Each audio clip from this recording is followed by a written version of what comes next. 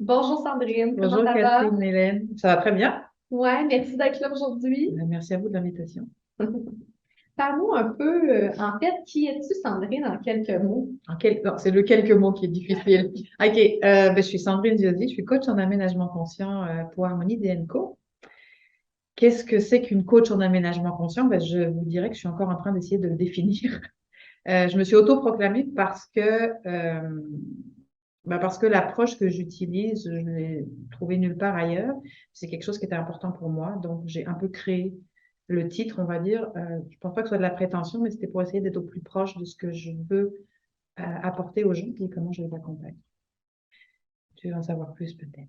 On va en savoir Ouais, plus, c'est en fait, parfait. dans les prochaines minutes. Aujourd'hui, on parle d'un chez vous qui prend soin de vous. Oui. En fait, en quelque part, nous dit la liberté, se sentir libre, c'est se sentir libre chez soi, se sentir libre d'être qui on est. Comment est-ce que tu... Ouais. En fait, je vais peut-être faire un petit historique, en fait, comment Ouais. j'en suis arrivée à ça. Bon, ça s'entend plus, mais je suis française de France. Je suis arrivée avec un diplôme qui n'existe pas ici. Donc, j'ai continué après au Québec, mais la majorité de mon parcours professionnel s'est fait auprès des enfants à besoins particuliers. Ça a été la plus grande école de vie, je pense, que j'ai eue. Et puis, de fil en aiguille, j'ai souhaité accompagner les parents. Je me suis formée au coaching, à l'hypnose, à la physique quantique, à l'alchimie, en tout cas, tout ce qui me parlait à moi pour accompagner l'humain. Donc, j'ai toujours été dans l'accompagnement de l'humain d'une façon ou d'une autre. Et quand j'étais coach, donc j'ai eu mon bureau de coaching, je m'excuse par avance, j'ai un petit souci de gorge, j'espère que je vais pas trop tousser. J'avais mon bureau de coaching, les gens venaient me voir. Puis alors là, c'était fabuleux, j'étais la meilleure du monde, je leur avais sauvé la vie. Euh, Sauf que plusieurs, au bout de 6 mois, un an, revenaient avec quasiment la même problématique. Puis là, je me suis dit, ça fonctionne pas, il y a quelque chose qui ne marche pas. Et j'ai fait aussi de l'accompagnement pour la naissance en hypnose. À ce moment-là, c'est moi qui me rendais au domicile des futures mamans.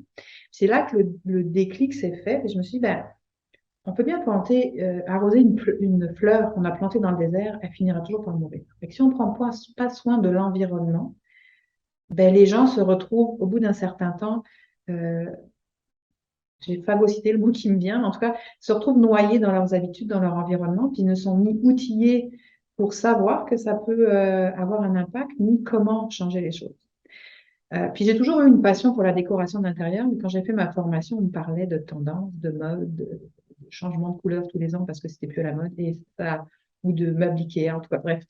J'ai rien contre Ikea, dans l'absolu, j'aime bien me promener puis faire le tour, là, mais ça fonctionnait pas avec moi, avec qui j'étais. Et il faut savoir que si je suis une addict de la formation, c'est ma drogue. J'ai réussi à me sevrer du Nutella, mais la formation, j'ai pas réussi.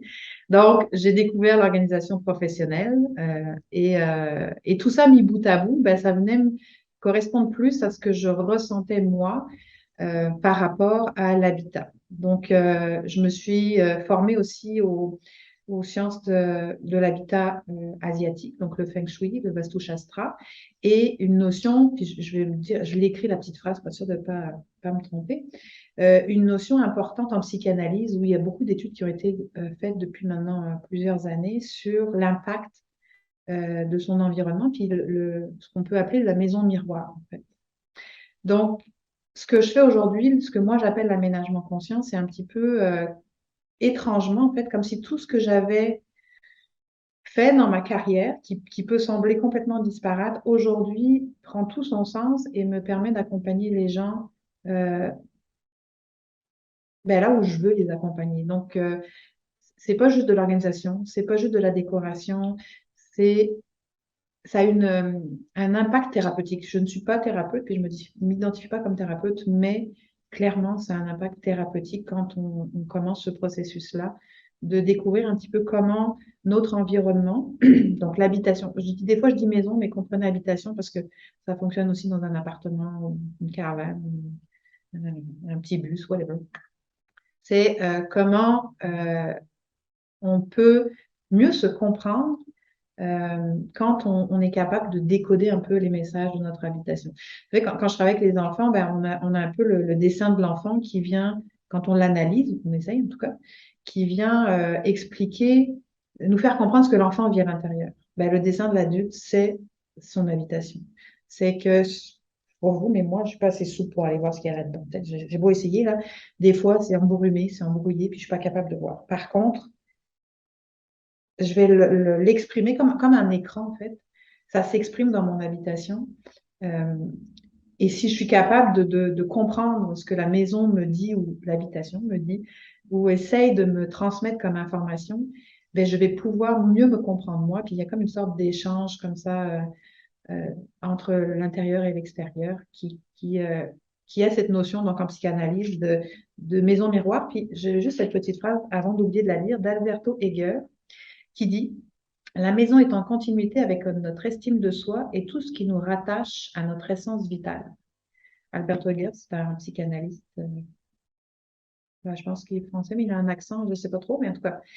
Et donc, il y a beaucoup d'études qui ont été faites sur le sujet et comment la maison, l'habitation pouvait avoir était la métaphore de notre état d'être, finalement. C'est plus clair? C'est très clair. Oh, waouh, je suis contente. Fait que c'est ça ce que je fais. Puis il y a, c'est c'est souvent les femmes hein, qui m'appellent. En tout cas. Les messieurs se laissent prendre au bout d'un moment, mais c'est plus souvent des femmes malgré tout. Puis il y a une étude qui a été, oui, j'en viens au sujet de pourquoi ça, pour moi, c'est un sujet en lien avec la liberté d'être, puis la liberté de, oui, la liberté d'être. C'est qu'il y a une étude qui a montré que la charge mentale chez les femmes était proportionnelle, pardon, au nombre d'objets qu'elles possèdent. Quand on sait qu'une maison moyenne, ça je l'ai déjà entendu dire aussi, là c'est un chiffre qui tourne dans le milieu, on va dire, une maison moyenne américaine, on s'entend que les Américains sont un peu notre base de référence, fait que même si vous n'êtes pas américain, vous ne faites pas d'illusions, c'est tout pareil pour vous. 300 000 objets dans une maison. Moi, juste l'idée de me dire que je nettoie, que je répare et que je m'occupe de 300 000 objets, sérieux, je vais me coucher puis j'oublie de le faire. Donc, quand on sait que ça, la charge mentale est proportionnelle à ça, ben, il me semble que ça peut être une option intéressante de dire, OK, si j'allège un peu mon espace puis mon environnement, ben, peut-être que mon stress va diminuer. Euh, peut-être que je vais me rattacher à ce qui est l'essentiel pour moi. Puis là, pour moi, c'est super important, c'est la différence entre le minimalisme et l'essentialisme. Pour moi, c'est un monde de différence et je me rapproche plus de l'essentialisme euh, qui est d'après ce que j'en comprends, en tout cas, une notion plus créative du soi, puis d'aller chercher notre essentiel individuel, puis on n'a pas tous le même. OK? Et quelque chose qui m'a marqué pendant la pandémie, c'est que quelqu'un, bon là je vais faire un peu de politique, mais pas beaucoup, n'ayez pas peur, mais tu sais, le gouvernement a décidé pour le pays au complet de ce qui était essentiel. Et moi, ça m'a pas confronté, mais ça m'a fait réaliser que il y a personne qui peut décider ce qui est essentiel pour quelqu'un d'autre. Et les essentiels du gouvernement, ben, c'était pas mes essentiels à moi. Puis moi, un de mes essentiels, c'est de pouvoir rencontrer les gens que j'aime, de pouvoir partager ces moments-là. Et bref, ça a été une réflexion intéressante pour moi, en tout cas, de voir que, ben, mis au pied du mur, il n'y a personne qui peut choisir l'essentiel de quelqu'un. Donc, j'ai un peu dévié, je pense, de mon sujet. Je ne sais plus trop là, mais revenir à l'essentiel, c'est une des bases de la liberté finalement, parce qu'on a tous une définition de la liberté, je pense, puis on la vit pas tous de la même façon. Et pour moi, l'habitation est vraiment un endroit, c'est l'endroit où on doit se sentir le plus libre. Je pense que ce que j'ai dit, c'est l'endroit où on devrait se sentir nous-mêmes au maximum. Puis aujourd'hui, dans notre société, euh, ben, on est tous différents. Je pense que ça, on est d'accord avec ça. Et ben, bizarrement, on a tous les mêmes maisons. Ok. Alors, l'architecture extérieure va changer, mais à l'intérieur, ah ben, ça prend un double garage, ça prend une chambre parentale parce que ça prend ça pour être bien, ça prend un grand comptoir parce qu'on est au Québec et une grande salle à dîner. Sauf qu'au Québec, ben, tout se passe autour du comptoir. Donc, même s'il y a une salle à dîner, donc ça prend des choses comme ça et on se pose plus la question de finalement, moi, dans ma façon de vivre, dans la façon d'être avec ma famille, est-ce que ça répond à mes besoins? particulièrement. C'est là que la révélation de l'intérieur est venue se rajouter, encore une formation, où finalement, ben, c'est de réfléchir à, par rapport à ce que je suis, par rapport à qui je suis, par rapport à comment fonctionne ma famille concrètement. Est-ce que ma maison est en adéquation avec cette réalité-là? Et de sortir un peu de, tu sais, quand on déménage, ben on vient, ben, je fais une généralité, c'est peut-être pas pour tout le monde, hein, on s'entend, mais on essaye de se caler dans le moule qu'on nous propose. OK? Moi, ce que là où je veux me placer, en fait, c'est au final de dire non, c'est à la maison de se mouler autour de l'habitant. Puis comment, en amenant des réflexions et en allant confronter les besoins à la réalité, ben, les besoins imaginés à la réalité de la famille, ben, comment on peut réaliser que c'est pas vrai, c'est peut-être pas vrai qu'on a besoin d'une maison plus grande. Parce qu'une particularité avec je sais pas si se dit bordel, c'est un gros mot, ça, en québécois, ou ça se dit bien? Ok, bon. Ben, c'est comme le blob. Plus le bordel a d'espace, plus il s'étale. Fait que c'est pas vrai que si vous achetez une maison plus grande, il y aura moins de bazar. C'est totalement faux. Puis ça va juste venir. L'autre partie, c'est que il y a une mode, je crois, aujourd'hui au désencombrement et au minimalisme.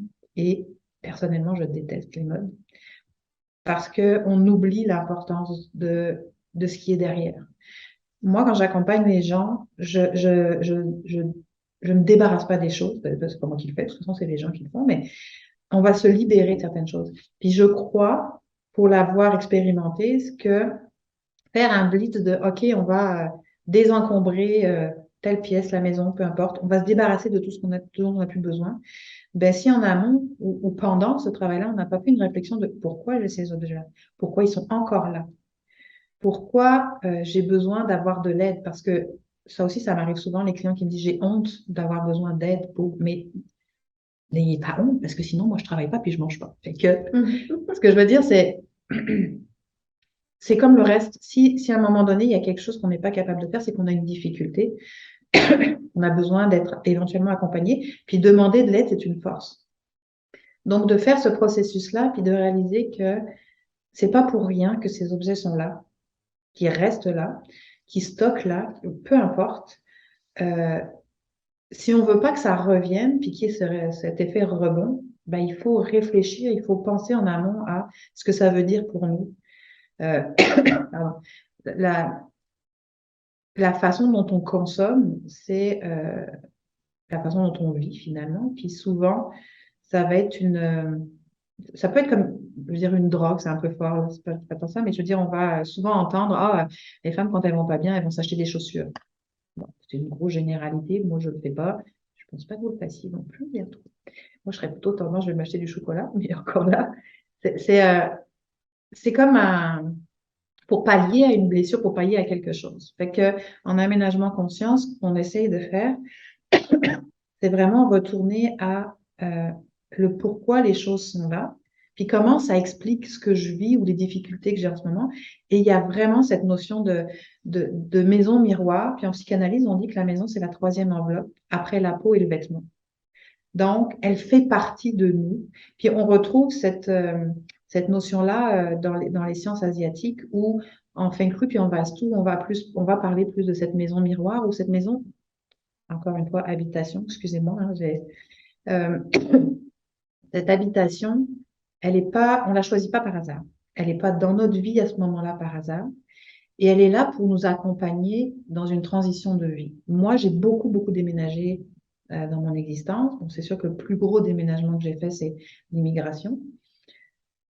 Mais, excusez-moi, chacun des logements, je dis logements parce qu'il y a eu des condos, il y a eu des maisons, il y a eu des appartements, chacun des lieux où j'ai habité, avec le recul, m'a accompagné dans une étape de vie, finalement. Puis il y a une particularité que j'ai remarquée par la suite, c'est que j'ai eu tous les standings, mais ce qu'il y avait toujours de récurrent, c'est que les gens qui venaient chez moi ne me disaient pas c'est beau, mais ils me disaient on se sent bien chez toi. Mais je l'ai pas tout de suite capté là, mais à force de l'entendre répéter, j'ai fini par me dire ah mais je sais pas pourquoi, mais il y a quelque chose que j'arrive à décoder puis qui est pas forcément évident pour tout le monde et qui fait que au niveau des énergies de la circulation, ben, il y a une conscience, je veux dire ça comme ça, qui est là. Et quand j'accompagne les gens, des fois, c'est juste de déplacer un meuble, d'aller trier une armoire, peu importe ce qui est là, mais ça peut être des petites choses comme on passe tout l'appartement au complet. Ça change l'énergie, puis j'ai des petits miracles fabuleux Et puis à chaque fois, je suis moi-même épatée par les résultats et l'impact que ça peut avoir chez les gens. Mais récemment, j'ai vécu un déménagement, puis c'est après mon déménagement que j'ai réalisé comment le lieu avait eu autant d'importance, Mm. en fait, dans mon cheminement. Puis, et j'avais toutes les bonnes raisons du monde, tu sais, pour déménager, mais c'est quand quand j'ai été déménagée, que j'ai pu réfléchir, que je me suis dit, mais pourquoi j'étais là-bas, tu sais? Pourquoi Mm. j'étais dans tel lieu, et puis de me dire, c'est la première fois que j'avais une réalisation par rapport à un lieu, de me dire, j'avais l'impression que je ne méritais pas mieux que Ah, ça. Là, j'étais comme, pourquoi je me sens aussi bien maintenant dans mon nouveau lieu? C'est pas nécessairement, finalement, c'est l'énergie du lieu ou la conscience du lieu qui a un impact de quelque chose de mieux pour moi, de plus haut standing, plus de oui. professionnalisme. J'ai le droit de me sentir mieux, j'ai le droit de vouloir mieux. Tu sais. Donc, moi, je trouve à chaque fois qu'on déménage, oui, en tout cas, moi, je le remarque après, Oui, oui, ben, mais oui. j'aimerais bien le remarquer avant. Ben, c'est un peu, c'est comme le reste, ça se pratique. À un moment donné, quand tu sais, tu peux plus faire semblant de pas savoir. Donc, probablement que si tu redéménageais, cette conscience-là serait là, puis tu l'identifierais ou tu serais ouverte à entendre les messages qu'on peut entendre. Puis parfois, niveau sociétal, là, c'est pas forcément qu'on upgrade, hein. Moi, j'ai eu des chutes aussi, hein. Je passais de là à là. Mhm. Et ça a été pour moi très difficile d'accueillir ça parce que là, j'avais l'impression de dropper, puis là, j'ai l'impression j'ai plus de valeur. Tu sais, c'est comme un peu quand on n'a pas de travail, etc. Et au final, euh, les expériences que j'ai eues à vivre avec ces appartements qui étaient cheap, qui étaient ça, qui étaient, etc., ça a été peut-être les expériences les plus intenses, entre guillemets, parce qu'elles m'ont fait réaliser des choses sur moi, en fait. Fait que en tout cas, pour moi, c'est comme une évidence. Fait que j'arrive pas à l'expliquer mieux, mais euh, l'habitation est vraiment là, en cohérence avec ce qui se passe dans nos vies. Puis c'est pas, comment je veux dire, c'est pas, euh, je trouve pas le mot, mais c'est un état de fait, mais c'est pas, ça vous encadre pas, ça vous met pas dans une case. Tu sais. C'est de dire comment est-ce que je peux comprendre, réaliser, puis que j'en apprends sur moi. Puis des fois, euh, je vais vous donner un petit exemple. Je peux? Bon, alors, en fait, euh, quand j'ai développé mes services, j'ai eu des cobayes, hein, parce que je voulais voir où je m'en allais avec ça. Et donc, c'était une connaissance, une bonne connaissance. Donc, c'est pas une amitié très proche, mais c'était une bonne connaissance.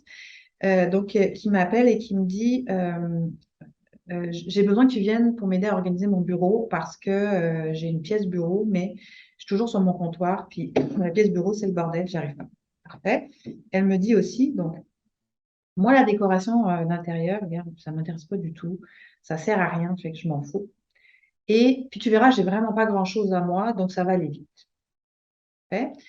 C'est une jeune fille qui travaille de la maison et qui a aménagé, excusez-moi, il y a à peu près un peu plus de 6 mois dans son appartement. J'arrive et là, il y a encore des boîtes. Puis on ne sait pas trop si elle arrive ou si elle part. C'est comme moi qui vraiment le lieu n'est pas investi. On fait le tour de l'appartement. Puis c'est souvent un jeu de domino, hein. On commence par un endroit, puis ça s'élargit là. Et donc, je vois le bureau qui est effectivement une magnifique pièce avec une très belle lumière, mais il y a du stock sur le bureau, il y a du stock partout. Bref, ok, parfait. Donc, et puis j'ouvre le garde-robe, et dans le garde-robe, il y a des boîtes. Ça fait 6 mois qu'elle est là. Puis les boîtes sont fermées. Donc, je dis, bon, on va commencer par ça. Donc, j'ouvre une boîte, je sors un objet, et là, elle me dit, ah oui, non, mais ça, c'est ma tante qui me l'a donné. C'est moche, je sais pas quoi en faire, mais c'est ma tante qui m'a donné. Je dis, ok, parfait. Je sors un autre objet. Oui, non, mais alors ça, c'était dans les toilettes quand j'étais jeune chez mes parents, donc c'est un souvenir, donc je le garde. Et chaque objet que je sors comme ça, on a un petit peu cette historique-là. On se rappelle que les boîtes sont fermées dans un garde-robe. Ça fait 6 mois qu'elle est là. Fait que minimalement, ça fait 6 mois que ces choses sont cachées dans un garde-robe qu'elle ne les utilise pas, mais c'était peut-être encore avant. On fait, on fait ce qu'on a à faire dans le bureau. J'utilise certains objets que j'ai trouvés pour essayer d'inguiller un peu les autres pièces puis donner de la vie. Et au moment de partir, on se rappelle aussi que c'était quelqu'un que je connaissais d'avant, hein, donc j'étais en mesure d'avoir ce discours-là avec elle au bout de 2 heures. Sinon, je prends un peu plus des pincettes, mais je lui dis, c'est quoi, tu as raison, il n'y a rien à toi. Tout ce que tu gardes, c'est des choses que ta famille t'a déposées puis dont tu as pris la charge. Puis je suis partie. Je romantise un peu, c'est peut-être pas tout à fait comme ça, mais elle m'a appelé 2 jours après en me disant, ça fait 2 jours que je pleure à cause de ce que tu m'as dit, parce que j'ai réalisé que je fais ça dans toute ma vie. Je prends la charge de ce que les autres ont besoin avant de m'occuper de moi. Fait que, OK, wow. Et après ça, euh, elle m'a rappelé quelques semaines après en me disant, waouh, ça m'a donné le goût. Je me suis mis à décorer puis à investir mon logement. Finalement, le bureau, c'est plus un bureau. Je travaille là, je me sens super bien. Je n'avais pas identifié comment l'environnement pouvait avoir un impact sur moi qui je suis. Et de fil en aiguille, alors je ne dis pas que c'est ça qui a fait tout, mais ça a été l'étincelle qui a permis de faire le chemin. Et de fil en aiguille, elle a réalisé son grand rêve de partir 1 an autour du monde, travailler avec un organisme, enfin, elle travaille tout dans sa business, mais l'organisme l'aide à voyager puis à faire le tour du monde. Je ne sais pas ce qu'elle a fait de ces objets. Je ne lui ai même jamais demandé, mais ça n'a finalement pas d'importance. Mais c'est le message qui a été transmis, qu'elle a découvert et qui l'a amené à faire ce bout de chemin-là. Puis l'autre chose que je vois, c'est que quand j'étais en coaching, les gens venaient me voir, je m'excuse, je vais tousser un bon coup, ça va aller mieux après. Les gens venaient me voir, j'ai même un client qui est venu me voir une fois qui m'a dit, mais moi là, je veux pas d'hypnose. Ben oui, monsieur, mais c'est marqué sur l'étiquette, devant la porte. Fait que, OK. Mais les gens venaient voir, puis il y avait beaucoup de résistance malgré tout, même s'ils étaient dans le désir d'avancer, de faire du chemin, puis de se connaître, il y avait quand même beaucoup de résistance. Aujourd'hui, quand les gens me parlent de leur maison, il y a zéro résistance. Ils ne me parlent pas d'eux, ils me parlent de leur maison. Et moi, la seule chose que je fais, entre guillemets, c'est que à la fin de la rencontre, de la visite du lieu, qui m'ont raconté leur vie, leurs expériences, leur maison, etc., ben, je me fais juste le reflet de ce que j'ai entendu. Et là, ça fait des bing, bing, bing. Et là, il y a zéro résistance parce qu'ils ne me parlent pas d'eux, ils me parlent de leur maison. Et ça, je trouve ça fabuleux parce que c'est comme un peu de la thérapie symbolique. J'ai toujours adoré travailler avec ça. Et je pense que quand je disais que travailler avec les enfants à besoins particuliers était une école de vie. C'est vrai. Et l'approche symbolique était très présente avec les enfants, comme par le jeu, par etc., etc. Donc, on est tous des grands enfants finalement. Puis si on laisse libre cours à ça, ben, votre habitation peut vraiment être le lieu d'expression de qui vous êtes, de ce que vous êtes, puis un lieu qui, pour moi, devrait être sécuritaire, euh, dans lequel chacun peut s'exprimer. Puis quand je parle du chacun, c'est la famille au complet. C'est trouver aussi cette harmonie-là pour que chacun puisse occuper son espace, pas prendre sa place. Pour moi, c'est différent, là. C'est occuper son espace sans marcher sur les autres, puis sans prendre la place des autres. Ça me fait penser, chez moi, il y a une pièce dans la maison qui était supposée être ma pièce avec mes choses, etc. Puis tranquillement, mon chum qui travaille à la maison a ramassé ses choses dans cette pièce-là, tu sais, parce que finalement, comme tu dis, je ne prends pas nécessairement cet espace-là, Tu n'occupes mais pas ton espace. je l'occupe.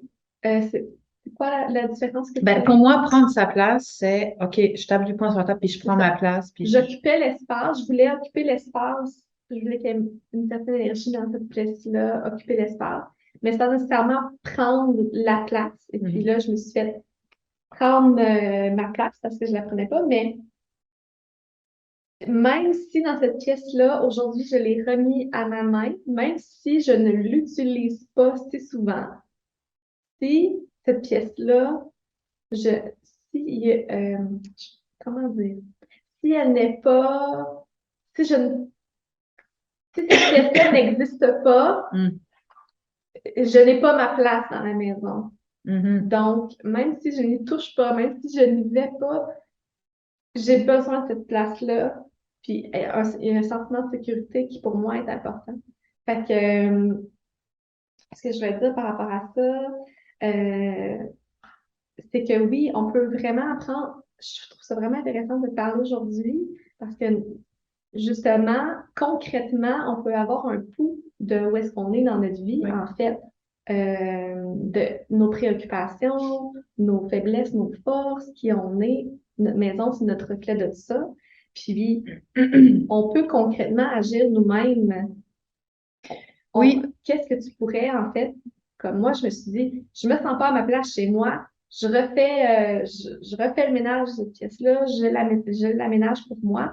Mais qu'est-ce que ça ferait, en fait, comme la première question qu'on pourrait se poser pour avoir ce déclic-là, mhm. puis se dire comment est-ce qu'il faudrait que j'améliore mon environnement, comment est ta personne, comment est-ce que je peux, moi, prendre les yeux pour Ouais. revoir mon état de santé, Ben, etc.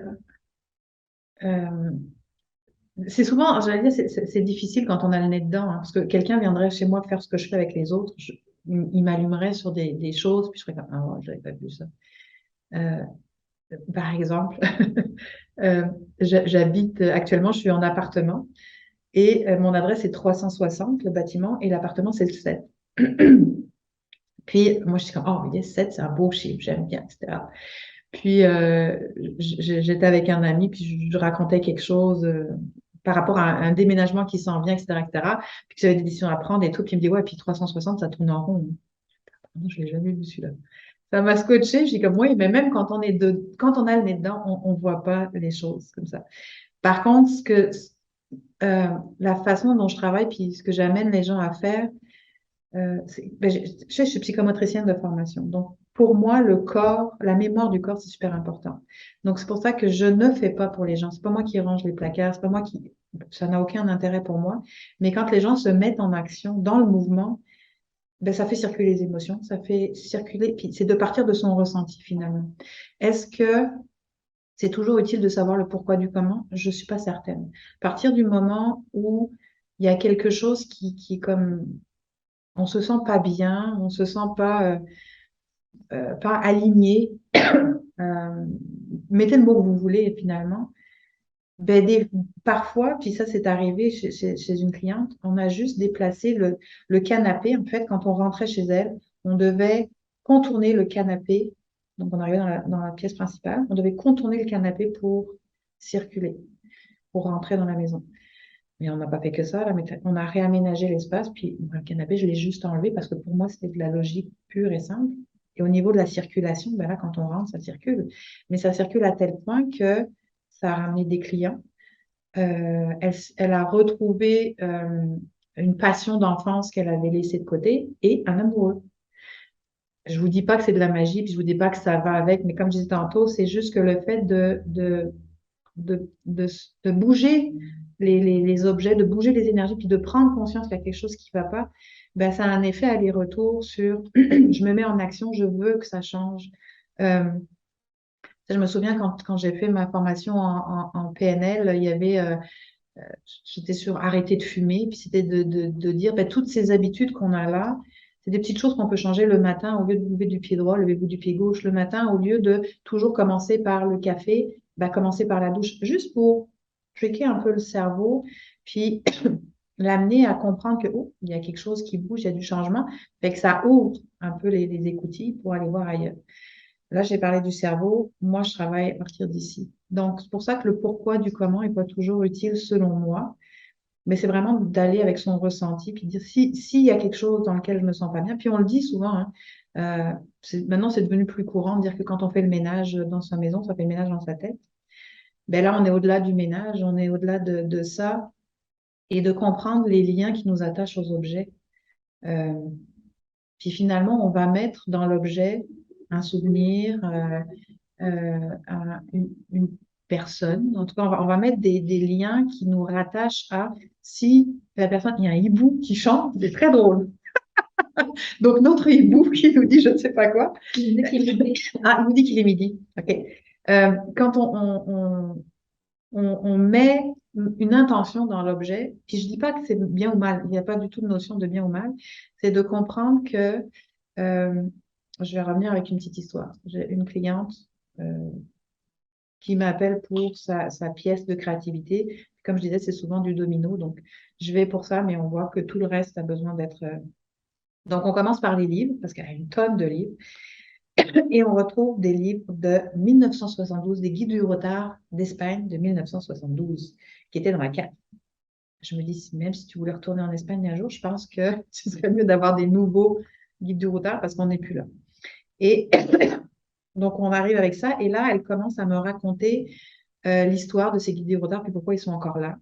Et là, elle se met à pleurer, à pleurer, à pleurer. Et tout ce qu'elle me raconte, en fait, c'est comment ces livres sont importants parce que c'était un beau souvenir, parce que c'était l'horreur dans le reste de sa vie. C'était une adolescente à ce moment-là, puis tout était. Et à chaque fois qu'elle me parlait, elle mettait ses livres en balance avec l'horreur du reste de sa vie. Moi, je l'écoute, puis à ce moment-là, j'exprime ce que je ressens moi pour lui dire que ben, elle pensait que c'était un beau souvenir, mais finalement, la seule chose que ça faisait, ça réactivait tout tout ce qui n'était pas beau dans sa vie à ce moment-là. Donc, je pense qu'elle en avait 7 ou 8, des 7 ou 8 guides du retard, elle a gardé une carte d'affaires d'un monsieur avec un nom imprononçable qu'elle était encore capable de prononcer. Donc 72, c'est mon âge, hein. Donc 50 ans après, tu sais, euh, parce que cette personne-là avait été significative dans sa vie. Et puis, par miracle, j'aime bien les miracles, les petits hasards de la vie, il y avait une phrase que je ne suis pas capable de redonner, mais il avait écrit une phrase à la main qui était exactement le message euh, qu'elle avait à recevoir ce jour-là. Fait qu'elle a été capable, elle était en mesure de faire partir tous les livres et juste de garder cette petite carte-là. Mais là, le souvenir était devenu positif. Fait que des fois, on ne se rend pas compte de l'impact des choses sur nous. Puis on se rappelle, hein, la charge mentale, les femmes, le nombre d'objets, etc. Donc, c'est pas juste moi qui le dis, c'est vraiment la science le dit. Fait que si la science le dit, ça va pas tarder que Facebook va le dire aussi, puis on va être correct. C'est là où on peut aller chercher, dire, OK, ben, euh, le meuble de la grand-mère, ça peut être une belle chose à garder parce que ça nous amène dans une énergie de douceur, d'amour, de tout ce qu'on veut.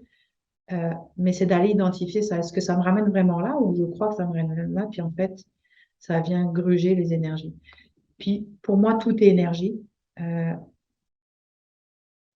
donc c'est important de s'entourer des choses qu'on aime, des choses qui, puis ça n'a pas forcément besoin d'être utile, parce que je sais que dans le minimalisme, on a beaucoup ça aussi. Pas partir trop, ça peut être complètement inutile, mais waouh, ça me fait vibrer là. C'est comme chaque fois que je vois cet objet-là, ben, ouf, j'aime ça. Mais c'est suffisant. Donc moi, je suis pas en mesure de dire aux gens ce qu'ils doivent garder, ce qu'ils doivent jeter. Je peux juste poser les bonnes questions parce que j'ai appris à le faire et me connecter à mon ressenti parce que aussi j'ai appris à le faire. Euh, pour accompagner les gens à faire l'étape d'après, mais c'est eux qui décident au final, puis c'est eux qui font le chemin. Et puis la magie, c'est que on déplace un verre comme ça, mais là, on vient de déplacer l'univers, parce qu'entre cette place-là et cette place-là, je ne sais pas si vous le voyez en fait, mais on va recommencer. On déplace ça de là à là. L'espace entre les deux, là, c'est l'univers au complet qui vient de bouger pour que ce stylo-là puisse se déplacer comme ça. Et on est des vibrations, on est réactif à ces vibrations-là. Et je pense que c'est là que la magie opère. Donc, pour répondre à ta question d'il y a 10 minutes, euh, connectez-vous à votre ressenti, je dirais. Puis, je dirais, n'ayez pas peur de faire des erreurs, hein. Si à un moment donné, la chaise, elle a déplacé à droite, puis finalement, c'est comme, je le sens pas. Il y a pas de... C'est ce qui m'a un peu éloignée, je pense, de la décoration d'intérieur aussi. Il n'est pas supposé avoir de règles. C'est pas parce qu'on va vous dire, ben je, en toi, ça c'est mes croyances, hein. C'est pas parce qu'on va vous dire il faut que la télé soit là et le sofa soit là, que ceci, que cela, que c'est vrai pour tout le monde.